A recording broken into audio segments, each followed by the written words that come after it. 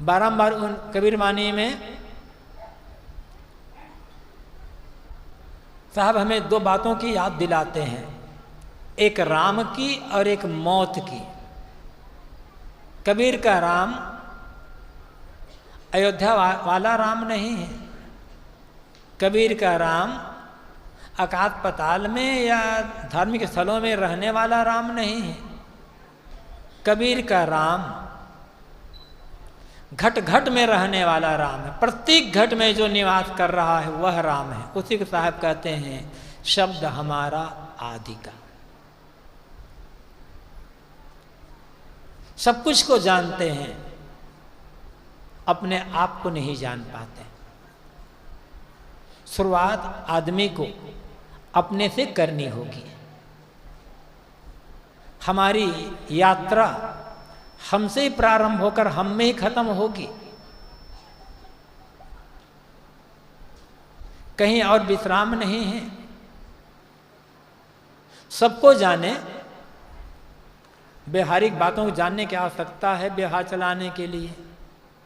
भौतिक ज्ञान की आवश्यकता है भौतिक विकास के लिए, जीवन निर्वाह के लिए, रोजी रोटी के लिए।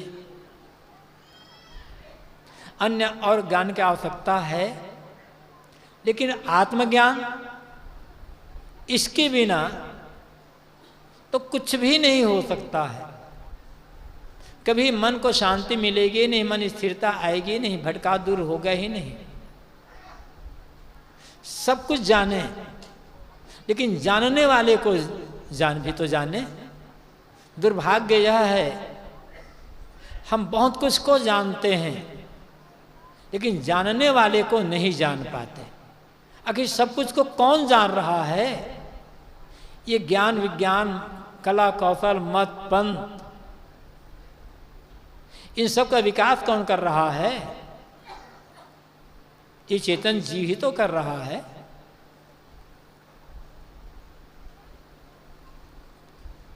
तो सब कुछ को जाने उनकी आवश्यकता है, लेकिन साथ साथ अपने को जाने। सदगुरु कहते हैं शब्द हमारा आदि का। मेरे शब्द आदि जो मूल तत्व है, हर व्यक्ति का अपना आत्म अस्तित्व है, अपनी वास्तविकता है, उसके बोध कराने वाले हैं। पहले अपने को जानो। लेकिन हमारा मन भटक रहा है, हमारा मन उस आत्मस्तित्व पर स्थिर नहीं होता है।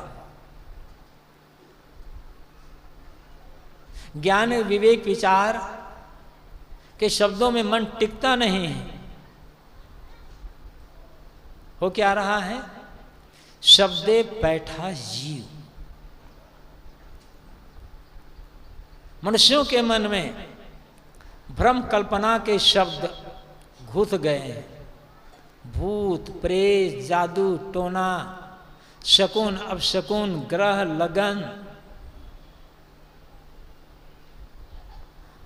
मरी मसान, जिन चुड़ैल, सांप और वर, पता नहीं कैसी कैसी बातें आदमी के दिमाग में बराबर गूंज रही है।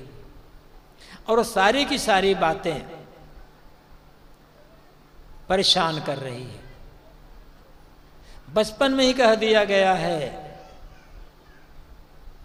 कि अंधेरे में भूत होता है, अंधेरे में भूत रहता है। वो बात इतनी बैठ गई है कि आज जवान हो गए, पढ़ लिख लिए, इंजीनियरिंग की पढ़ाई कर लिए, टेक्नोलॉजी की पढ़ाई कर लिए और अनेक विषयों में पीएचडी कर लिए, जवान हो गए, नौकरी कर लिए, बुढ़ा भी गए, लेकिन अंधेरे में भूत होता है ये बात दिमाग में अभी भी गूंज रही है। विचार नहीं किया गया।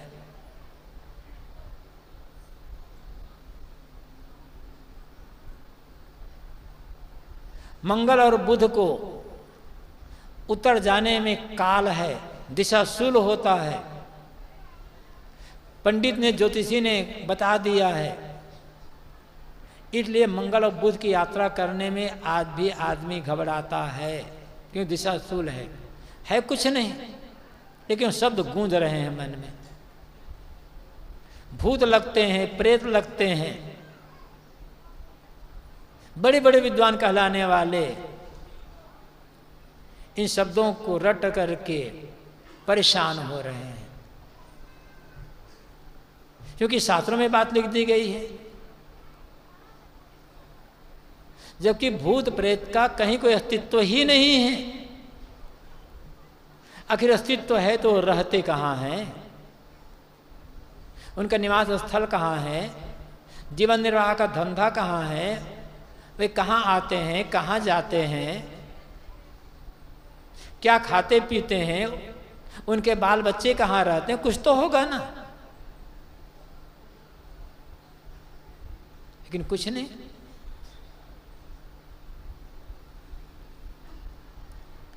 भूत प्रेत आप लोगों को दिखाई पड़ते हैं, तो हम लोगों को दिखाई क्यों नहीं पड़ते?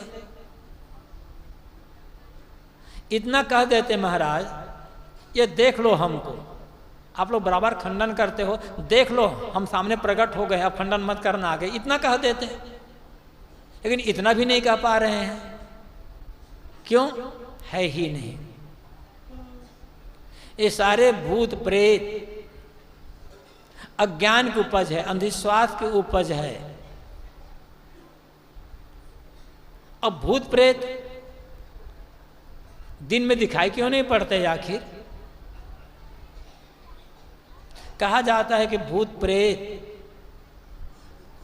दिन के उजाले में दिखाई नहीं पड़ते हैं, किंतु रात के अंधेरे में भूत प्रेत दिखाई पड़ते हैं। उन भूत प्रेत को उजाले से डर है। डर क्या है नहीं, अंधेरे में दिखाई पड़ता है। सीधी बात यह है, जिनके दिमाग में अंधेरा है वहीं वहीं भूत है बस। जिनके दिमाग में ज्ञान का प्रकाश हो गया है, विवेक का प्रकाश हो गया है, उनके दिमाग से भूत प्रेत बोरिया बिस्तर बांध करके भाग जाते हैं।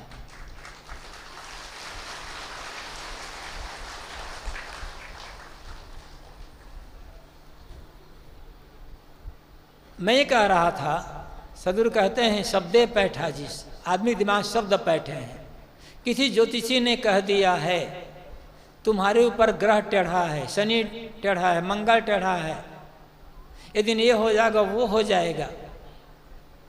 जरा भी आदमी सोच नहीं पाता कि मंगल और शनि ये जो ग्रह हैं करोड़ों किलोमीटर दूर है, वो हम पर टेढ़ा कैसे हो जाएगा? हमने उनका क्या नुकसान भी किया है कि हम पर टेढ़ा है, हमारे घर वालों पर टेढ़ा नहीं है?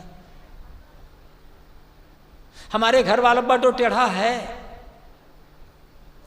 पड़ोसियों पर टेढ़ा नहीं होता तो पड़ोसियों ने मंगल और शनि को घूस दे दिया हो।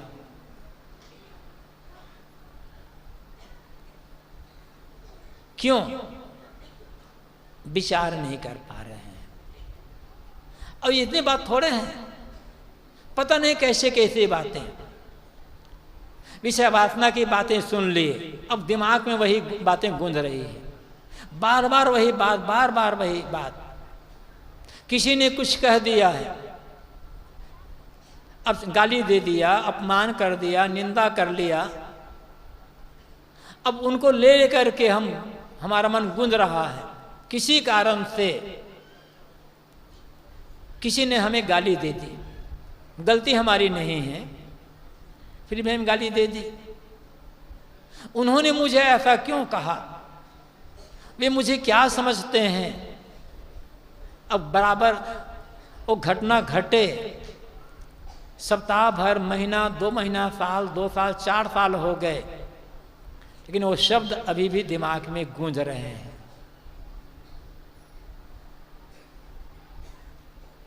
और ये अपना बनाया दुख। कहने वाले ने कह दिया, बात हवा बन करके उड़ गई। कहने वाले को पश्चाताप भी हुआ होगा कहने के पश्चात, लेकिन अभी भी हम मथ रहे हैं उन्हीं बात को। उन्होंने तो जिस किसी ने हमें गाली दी, एक बार गाली दी, याद कर करके हम अपने को हजारों बार गाली दे रहे हैं। निंदा करने वाले ने एक बार हमारी निंदा की और याद कर कर के हम अपनी निंदा हजारों बार कर रहे हैं। लेकिन इससे दुखी नहीं है। हमारी कमजोरी, और यही भूत प्रेत है।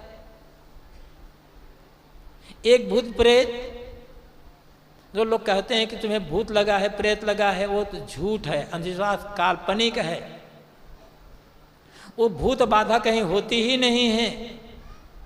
लेकिन ऐसी एक भूत बाधा है जिससे दुनिया के अधिकतम लोग ग्रसित हैं। हर आदमी के ऊपर भूत बाधा लगी हुई है। वो भूत बाधा क्या है? पुरानी पुरानी बातों को सोच सोच करके याद करते रहना। भूत मतलब मरा हुआ, बीता हुआ समय। पत्नी ने कभी कुछ कह दिया है गुस्से में आकर, पति ने कुछ कह दिया है, पिता ने कुछ कह दिया है, पुत्र ने कुछ कह दिया है, सास ने कुछ कह दिया है, बहू ने कुछ कह दिया है, भाई ने, भाभी ने कुछ कह दिया है। अब उसी बात को लेकर हमारा मन परेशान, यही भूत है। ये भूत ऐसा पकड़ लेता है कि जल्दी छोड़ता नहीं है। इसी भूत को हटाना होगा। ये मन का भूत, उन्होंने ऐसा कहा, जो हम सोच रहे हैं, ये सोचने का भूत दिमाग से उतर जाए तो और कहीं भूत है नहीं। फिर तो इतनी प्रसन्नता से जीवन जिएंगे। याद ही करना है आपको। तो पत्नी ने, पति ने, पिता ने, पुत्र ने, भाई ने, गुरु ने, सास ने, बहू ने जो अच्छी बातें कही है, मित्रों ने कि जो अच्छी बातें कही है, विवेकपूर्ण बातें, प्रेम की बातें कही है, उन प्रेम की बातों को याद करते रहो बराबर, मन प्रसन्न रहेगा। और उनके साथ अपना व्यवहार भी बहुत सुंदर होगा, मिठास से भरा हुआ होगा। किस बात का क्लेश होगा? कुछ लोगों की आदत होती है बराबर कटु कहने रहना, ये भी गलत है। शब्द पैठा जी, आदमी के मन में शब्द बैठा हुआ है। कुछ ऐसे लोग होते हैं जो बराबर दूसरों के लिए गलत शब्द का प्रयोग करते रहते हैं। कुछ लोग तो बात बात में गाली देते रहे, उसके दिमाग में, उसके मन में गाली ही बैठी हुई, जब निकलते हैं तो गाली, एक गाली आगे एक गाली पीछे, मतलब डबल इंजन, एक पीछे खींच रहा है और एक पीछे ढकेल रहा है, क्योंकि जो बात बैठी हुई है। हम उसकी याद कर रहे हैं। कुछ ऐसे लोग होते हैं जिसे हर किसी के लिए परा कहते हैं मूर्ख, नालायक, बेवकूफ। उनके दिमाग में, उनके मन में वही बात है, हर किसी के, चाहे जिसके लिए। वो बड़ा मूर्ख है, वो बड़ा नालायक है, वो बड़ा बेवकूफ है। ये कहने वाला ही बेवकूफ है। हम स्वयं नालायक हैं जो हमारे जबान से ऐसी बातें निकल रही है, लेकिन दिमाग में बात बैठी हुई है ना। शब्द पैठा जी, तो हमारे मन में, आदमी के मन में अनेक प्रकार भ्रम, कल्पना, विषय विकार, गाली गलौज, अंधविश्वास की बातें बैठी हुई है। इसलिए अपना जो मूल तत्व है उसका स्मरण नहीं हो पाता, उसका ख्याल नहीं हो पाता है। उसे हम सदैव भूले के भूले ही रह जाते हैं। जो भ्रम, कल्पना, अंधविश्वास, कटुतापूर्ण बातें, चमत्कारपूर्ण बातें, काल्पनिक बातें जब दिमाग में बैठी घुसी हुई है, इनको दूर जब कर देंगे, इन्हीं के लिए साधना करना है। अपने आप को पाने के लिए साधना नहीं करना है, वो तो प्राप्त ही है। जो प्राप्त, निरंतर प्राप्त है, उसके लिए क्या साधना करना होगा? मन में जो गलत चिंतन घुसा पड़ा हुआ है, गलत बातों का चिंतन, गलत बातों के स्मरण, उनको दूर करने के लिए ही ज्ञान, विवेक, विचार, संयम, साधना की आवश्यकता होती है।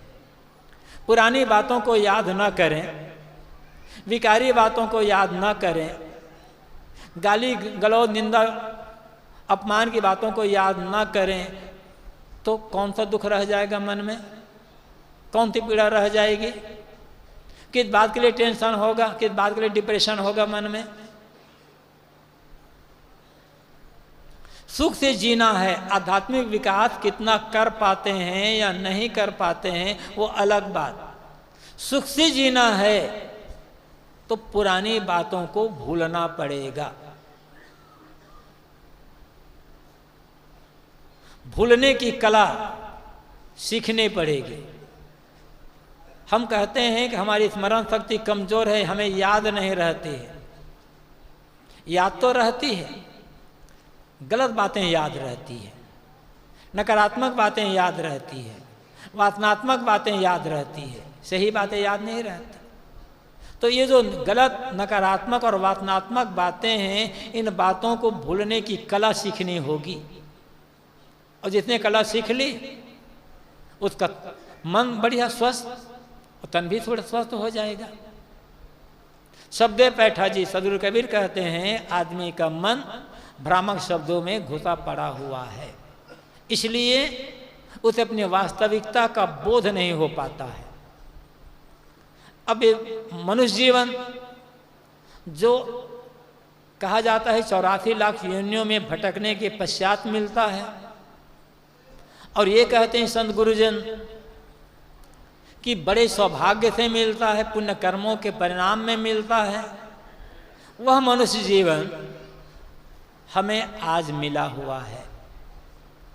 हम और आप कितने सौभाग्यशाली हैं कि आज हमको सुंदर मानव जीवन मिला है, स्वस्थ शरीर मिला है, सबल इंद्रियां मिली है, समझने बुझने लायक बुद्धि मिली है, बढ़िया मन मिला है। इससे बड़ा सौभाग्य और क्या चाहिए। लेकिन इतना सुंदर मानव जीवन में हमें क्या करना चाहिए, क्यों मिला है और कैसे ये बर्बाद हो रहा है। सदगुरु कबीर बताते हैं अगली पंक्ति में, फूल रहन की टोकरी, यह मानव जीवन फूल रखने की टोकरी है। सार सत्य, धर्म, विवेक, विचार ग्रहण करने की टोकरी है। हर जगह से अच्छाई ग्रहण करने की टोकरी है। सबसे बड़ी अच्छाई क्या है? ज्ञान, धर्म का आचरण। जहां से जो अच्छाई मिल जाए वह ग्रहण करें। अच्छाई हर जगह है, लेकिन हम आसार देखते हैं। हमारी मनोवृत्ति वैसी बन गई है जैसे मक्खी, एक मक्खी होती है जो घर घर में उड़ती रहती है, गंदगी में बराबर उड़ उड़ करके बैठती रहती है, गंदी जगहों में।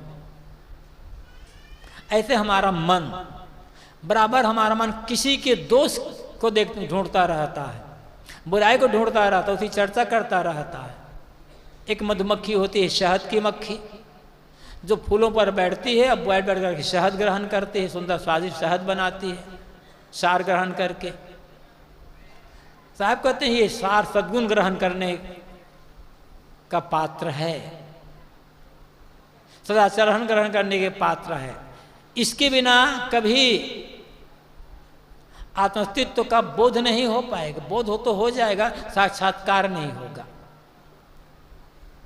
जिसके जीवन में संयम नहीं, साधना नहीं, सद्गुण नहीं, सदाचार नहीं, नैतिकता नहीं, चरित्र नहीं, शुभ कर्म ही नहीं है, उसका मन शुद्ध कैसे हो सकता है, संयत कैसे होता है? अब मन ही शुद्ध नहीं है तो आत्मा साक्षात्कार कैसे होगा?